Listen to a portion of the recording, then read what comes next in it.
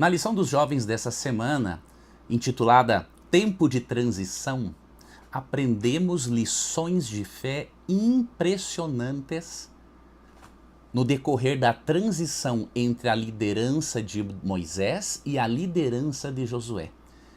Você vai aprender na lição dessa semana e aprendeu a viver pela fé e a confiar na presença de Deus para enfrentar os maiores desafios da sua vida e os gigantes de problemas que estão diante de você.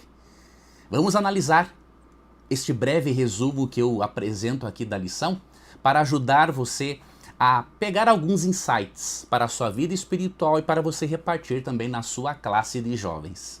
Tudo bem?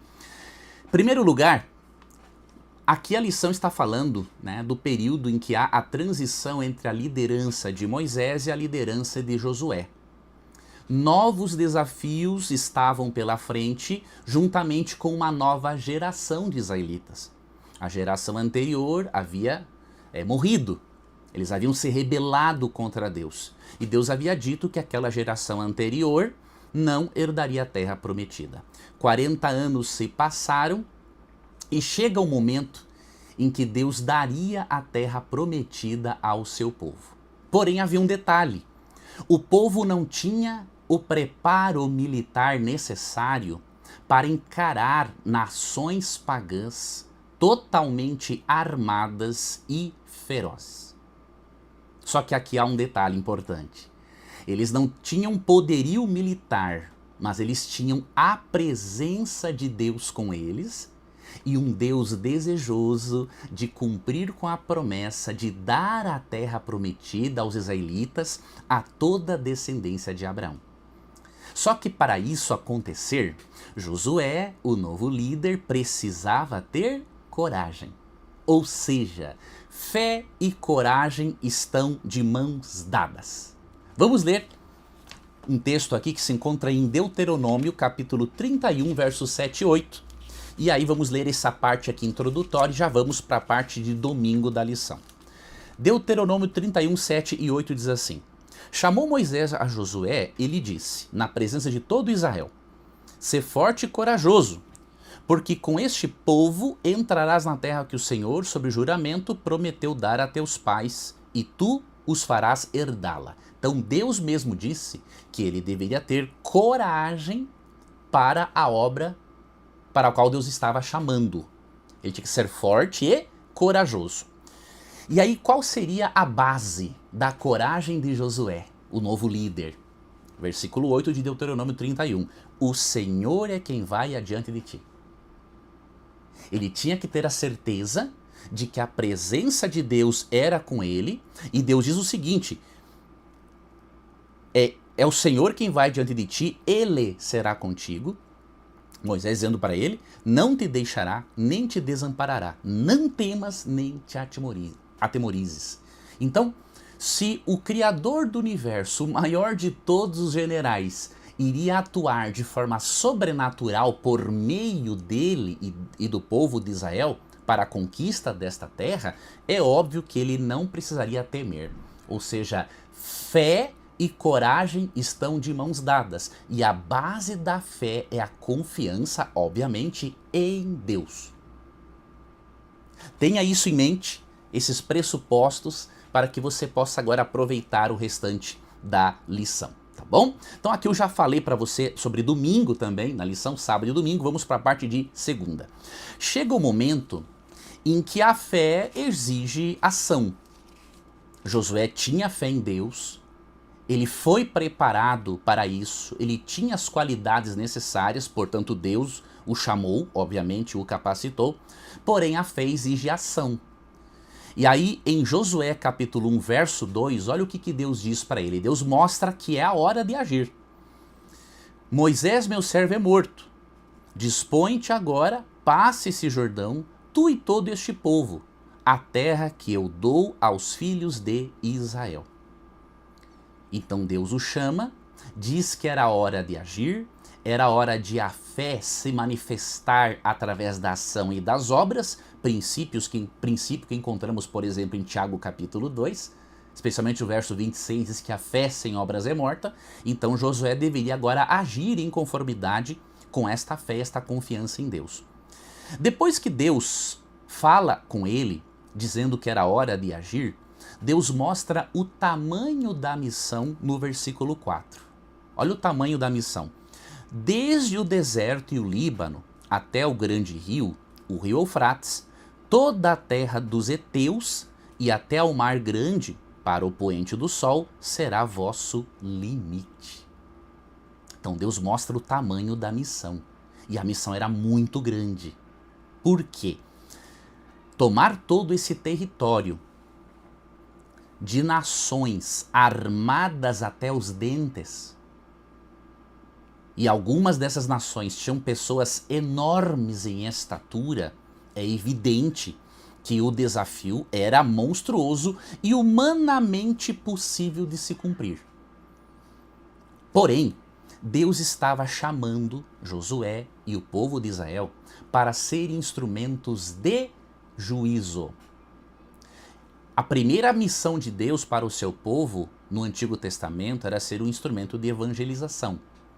Você vê em Gênesis 12, por exemplo, versículo 3, que Deus queria abençoar todas as nações da terra através da descendência de Abraão. Através do descendente principal de Abraão, que é Cristo. Então a função de Israel era evangelizar. Porém, Deus teve que usar Israel também como instrumento de juízo. Nações pagãs encheram a medida da iniquidade. Lemos lá em Gênesis 15:16, que Deus deu cerca de 4 gerações, 400 anos, para os pagãos se arrependerem. Só que eles não se arrependeram. Eles praticavam as piores barbaridades, as imoralidades mais perversas e cruéis que você pode imaginar. Se você quiser ter um vislumbre disso, leia Levítico 18 e Levítico capítulo 20. Por que eu estou dizendo isso? Quando alguém diz que o Deus do Antigo Testamento era severo, eu tenho que ser muito franco com você. Esta pessoa está demonstrando profunda ignorância acerca do assunto. O mesmo Deus de graça do Antigo Testamento é o Deus de graça do Novo Testamento e do Antigo Testamento. O mesmo Deus de justiça do Antigo Testamento é o Deus de justiça do Novo Testamento. Tá bom? Mas podemos falar mais sobre isso num outro momento. Só que além do tamanho da missão, Deus dá para eles o segredo da vitória. Eles não tinham armamento capaz e nem um número suficiente de soldados para lidar e lutar contra esses povos. Como que eles seriam instrumentos de Deus de juízo naquelas condições? É que o grande juiz que os comissionou estaria com eles e à frente deles. Aqui estava a chave da vitória. No capítulo 1, verso 5, ó. Ninguém te poderá resistir todos os dias da tua vida. Como fui com Moisés, assim serei contigo. Não te deixarei, nem te desampararei. Ou seja, a presença de Deus, querido jovem, é a mesma chave para você obter suas vitórias hoje. Josué e os israelitas tinham a presença de Deus como a chave, o segredo para aquela grande vitória diante daquele grande obstáculo. Da mesma forma, a presença de Deus na sua vida, a liderança de Deus na sua existência é a chave para as suas vitórias.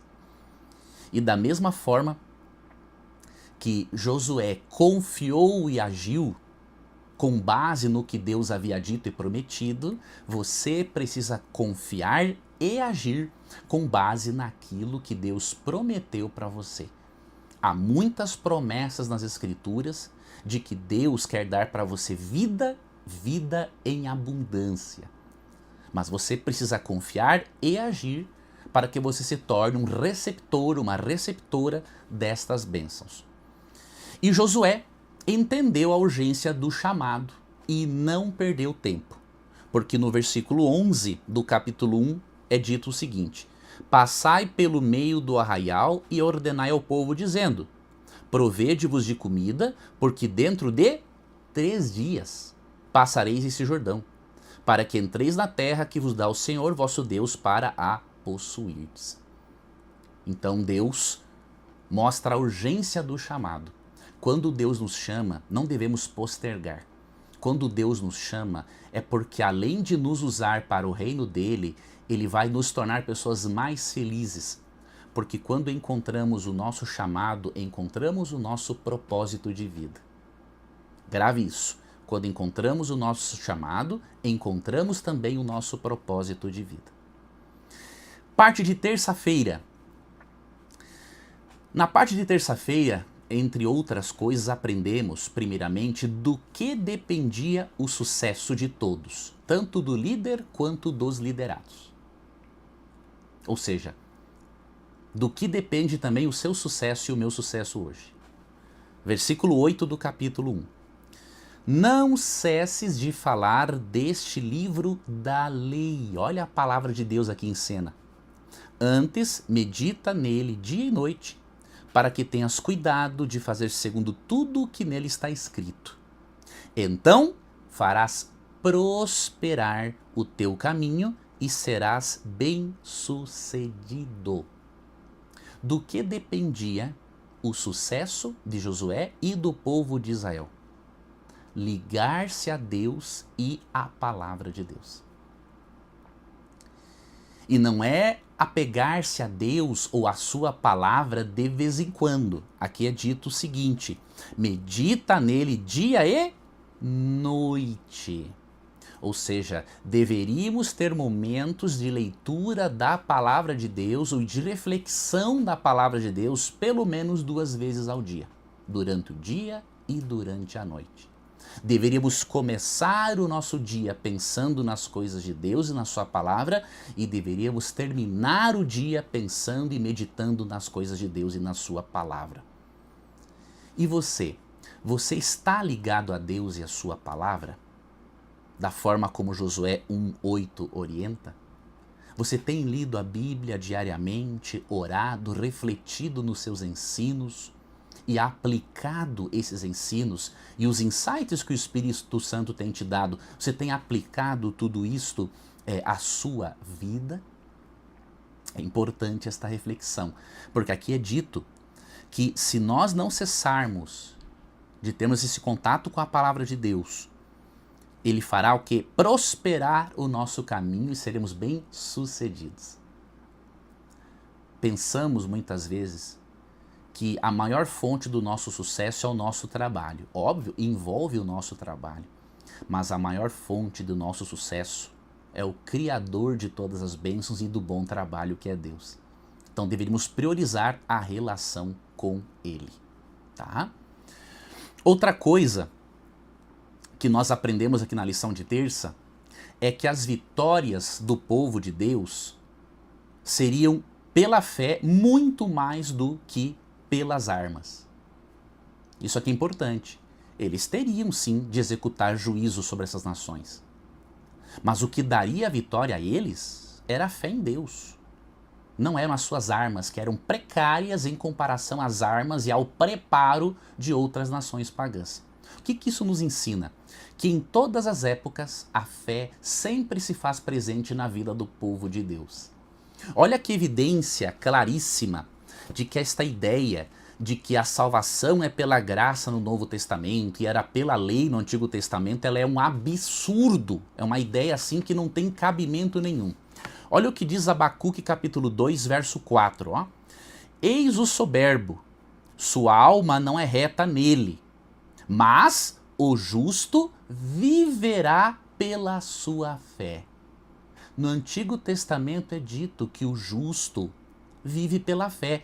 E lá em Romanos 1,17, quando Paulo comenta da justificação pela fé, ele cita Abacuque 2,4, que diz que o justo viverá pela fé. Ou seja, a fé acompanha o povo de Deus ao longo de toda a história. Nunca existiu um momento em que Deus salvou o povo pela lei ou uma dispensação da lei. Sempre existiu o momento da graça. A fé acompanhou o povo de Deus ao longo da história. A justificação pela fé é o centro de toda a palavra de Deus, do Gênesis ao Apocalipse. E o que isso também demonstra? que se em todas as épocas a fé se fez presente na vida do povo de Deus, na sua vida a fé precisa estar presente. Você tem que unir fé, coragem, comunhão, obediência, mas não uma obediência legalista, como se você fosse conquistar o favor de Deus por sua obediência. Não. A obediência tem que ser resultado da fé.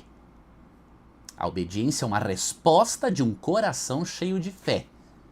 Jamais o meio, mas sim a obediência é o resultado. Ok? Parte de quarta-feira. Na parte de quarta-feira nós aprendemos que há momentos na vida em que somente Deus estará conosco quando responsabilidades e grandes desafios passarem sobre nós, fizerem parte das nossas vidas. É muito bom sermos liderados por pessoas boas estou falando, não estou falando de pessoa má e de malas que tem por aí, tá?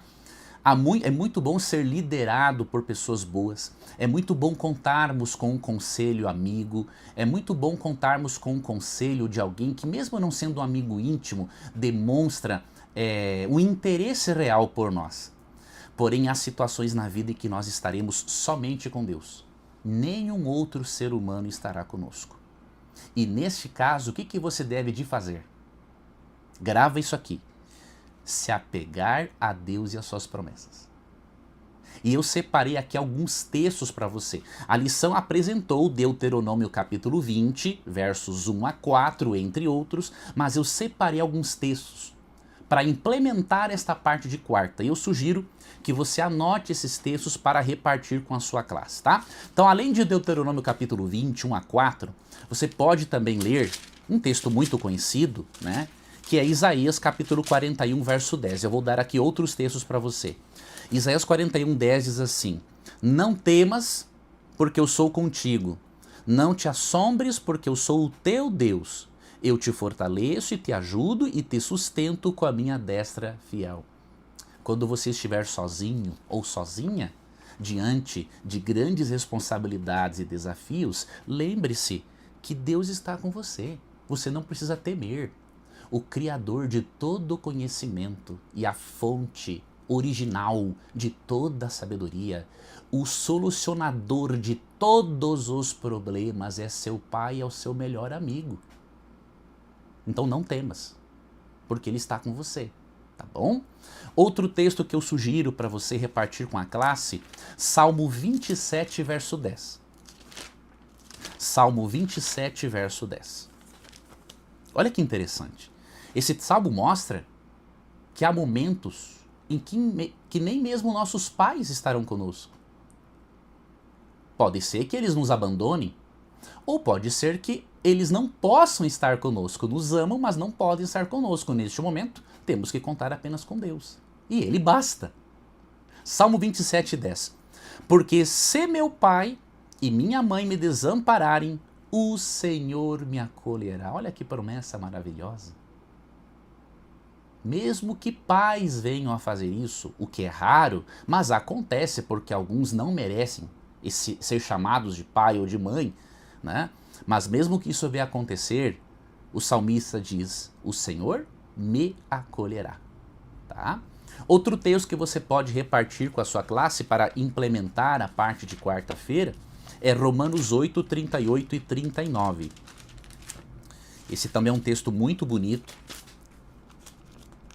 que diz: porque eu estou bem certo de que nem a morte, nem a vida, nem os anjos, nem os principados, nem as coisas do presente, nem do porvir, nem os poderes, nem a altura, nem a profundidade, nem qualquer outra criatura poderá separar-nos do amor de Deus que está em Cristo Jesus, nosso Senhor. Isso aqui é muito profundo.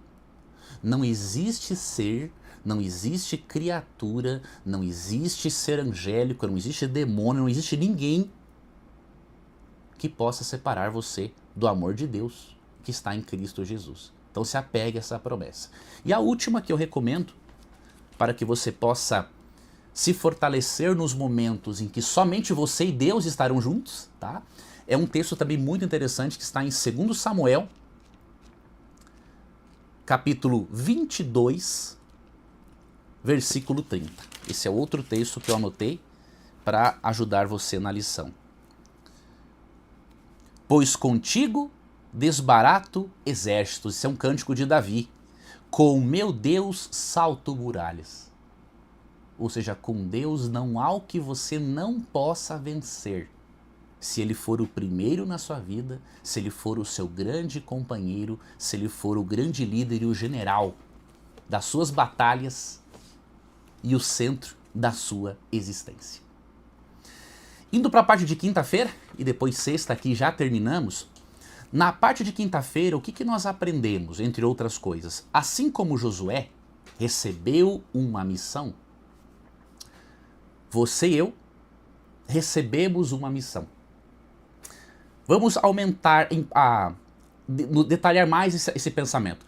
Assim como Josué recebeu uma missão humanamente impossível, você e eu recebemos uma missão humanamente impossível de ser concluída. Que missão é essa? A pregação do Evangelho. Em Marcos 16,15, olha que missão extraordinária Jesus deu para nós. E disse-lhes, ide por todo o mundo e pregai o Evangelho a toda criatura. Esta é a missão que Cristo nos confiou. Humanamente falando, é impossível pregar para todos os seres humanos, unicamente com os nossos esforços. Entretanto, duas coisas devemos analisar. Em primeiro lugar, Deus conta conosco. Ele não precisaria, mas Ele quer contar conosco. Sabe por quê? Porque quando você prega o Evangelho, você está preparando você mesmo para a salvação. Então Deus está te convidando para salvar outro e salvar a você mesmo. Segundo ponto, pregar para todas as pessoas ao redor do globo, enquanto vão nascendo cada vez mais pessoas, pode parecer, humanamente falando, impossível. Porém, nós devemos lembrar que Deus tem trabalhado na mente de homens para aumentar ainda mais os recursos tecnológicos, comunicacionais. E você tem que lembrar de um outro detalhe. Onde nós não chegarmos, o Espírito Santo chega. O ministério, o Espírito Santo tem o ministério pessoal dele. A missão não é nossa. A missão de pregar o Evangelho é de Deus. A missão de conquistar Canaã não era dos israelitas, era de Deus. Eles eram instrumentos com os quais Deus queria contar. Da mesma forma, a missão de pregar o Evangelho não é nossa, ela é de Deus. E graças a Ele por isso, porque se é de Deus, nós temos a garantia de que Deus vai concluir esta obra através de nós. E onde nós não chegarmos, o Espírito Santo chega, se revelando às pessoas das mais diversas maneiras, de acordo com a Bíblia. Em Romanos 2, 14 e 15, o Espírito Santo, disse a Bíblia que Deus se revela pela lei moral, gravada no coração. Romanos 1, 20, Deus se revela pela natureza. Deus se revela por sonhos. Daniel capítulo 2, Deus se revelou a um rei pagão, Nabucodonosor, através de um sonho. E Deus tem se revelado hoje a muçulmanos através de sonhos. Jesus tem aparecido a muçulmanos em sonhos, eles têm se convertido. Ok? Então, a obra, ela é de Deus. Onde nós não chegamos, o Espírito Santo chega. E outra coisa que eu destaco aqui, você será o maior beneficiado ao não ficar de braços cruzados. Onde que nós vemos isso na Bíblia?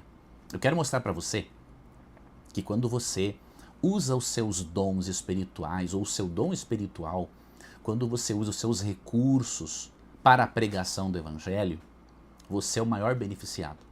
É impressionante isso, não é? Eu quero ler um texto para você, que eu sugiro também que você leia com a sua classe. Efésios, capítulo 4, versos 11 a 15. Efésios 4, 11 a 15. E ele mesmo concedeu uns para apóstolos, outros para profetas, outros para evangelistas e outros para pastores e mestres. Então aqui falando de dons espirituais. Agora olha como os maiores beneficiados no exercício do dom espiritual somos nós, ó. Com vistas ao aperfeiçoamento dos santos. Ou seja, quando você exerce o seu dom espiritual, você está aperfeiçoando a sua vida cristã. Aperfeiçoamento dos santos para o desempenho do seu serviço, para a edificação do corpo de Cristo. Ou seja, além de você se aperfeiçoar na caminhada cristã, você está edificando os outros, a igreja e a você mesmo. Você percebe?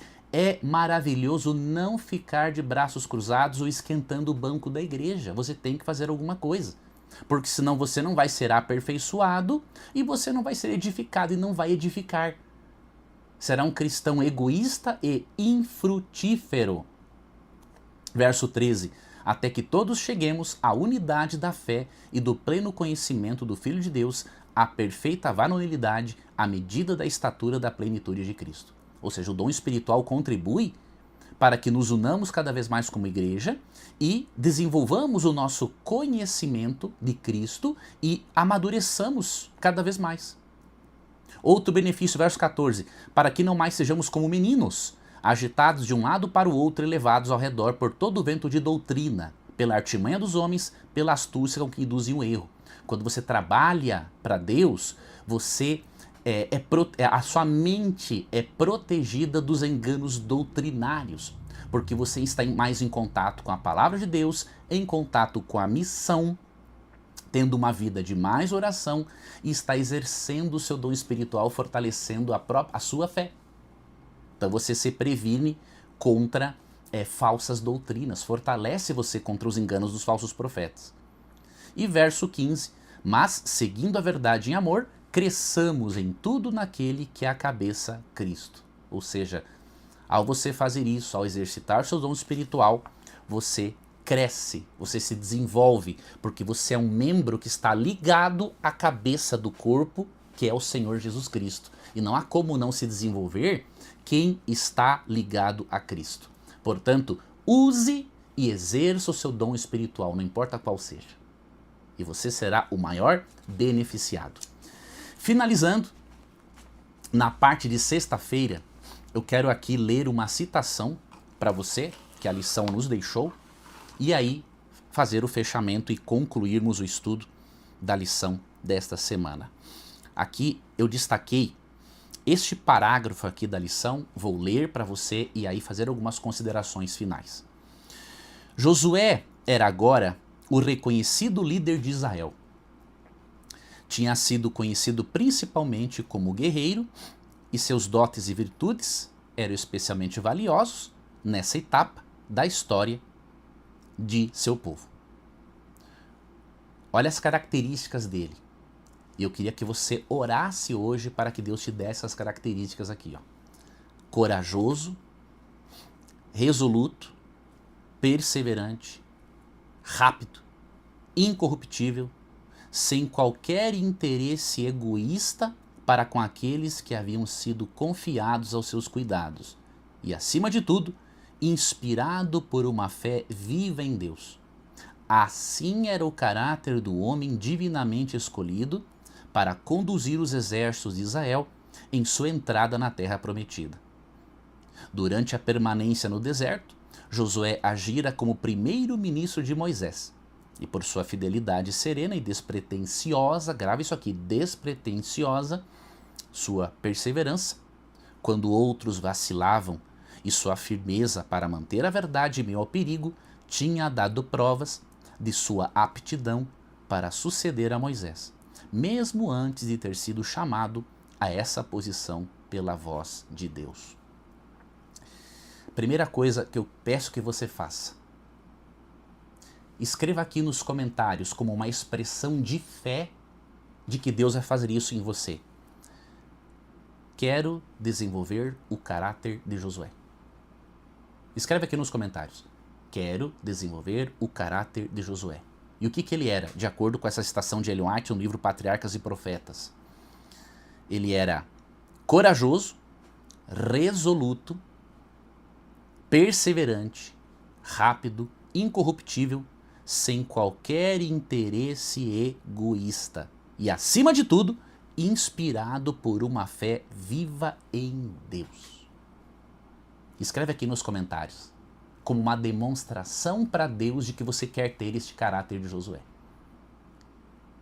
E além desta atividade que eu dei para você, eu quero finalizar dizendo para você uma coisa muito importante. Josué não precisou puxar o tapete de ninguém para crescer. Que coisa extraordinária. Ellen White diz que ele era despretensioso. Ele não ajudava Moisés pensando assim, ó, um dia eu vou tomar o lugar dele. Não. Josué não era inseguro nem medíocre. Eu já sei de histórias, tanto em empresas não cristãs quanto em empresas cristãs, tá?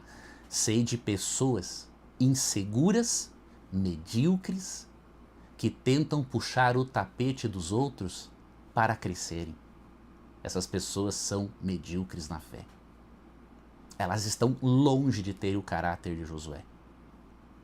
Assim como Josué não precisou puxar o tapete de Moisés para ser promovido, diríamos assim, para ser chamado por Deus para uma missão especial, você não precisa. Se você o fizer é porque você não tem fé e não tem caráter. Tenho que ser bem franco com você para poder lhe ajudar. Sabe por quê que Josué não era assim? Ele não puxava o tapete de ninguém? Porque Josué sabia que Deus tinha o currículo dele em mãos. Você tem fé de que Deus tem o seu currículo em mãos? Se você tem fé, você não vai fazer nada de mal para prejudicar outras pessoas. Você não vai rebaixar um liderado seu porque você tem medo que ele tome a sua posição na diretoria. Você não vai fazer isso. Primeiro, porque você não será uma pessoa medíocre. E segundo, porque você tem a certeza de que Deus tem o seu currículo nas mãos dele. E aí eu pergunto, você vai agir como Josué? Estar acima da mediocridade? Viver pela fé? E ter e viver de uma forma desinteressada, servindo a Deus, servindo ao próximo e fazendo o melhor na sua esfera de trabalho, na sua esfera de atuação? Eu espero que a sua resposta seja um sim. Obrigado por você ter me acompanhado no estudo. Tá? Você me viu com um caderninho, é porque hoje eu decidi fazer um breve resumo de alguns pontos. Eu estudei toda a lição, mas até porque eu estou postando a lição mais tarde hoje, então eu fiz um esboço aqui, porque aí eu memorizei melhor as ideias, me guiei por aqui para poder apresentar o melhor para você. Não é porque eu não postei a lição mais cedo que eu não vou apresentar o meu melhor. Eu estudei bastante hoje na parte da manhã, depois fiz uns outros compromissos urgentes. Então eu vou estar aqui sempre fazendo o meu melhor por você. E a única coisa que eu peço para você, já que eu vou estar sempre fazendo o meu melhor, que você curta esse vídeo, que você se inscreva no canal e que você compartilhe nos grupos da sua igreja, com amigos, porque muitos ainda não sabem que eu estou gravando tanto a lição, não só a lição dos adultos agora, mas também a lição dos jovens e dos adolescentes. Então eu peço para você, faça o seu melhor para me ajudar. E eu tenho certeza que Deus vai recompensar você. Aqui um ajuda o outro. Esse é o propósito de Deus para a sua igreja. Que um ajude o outro, que um edifique ao outro.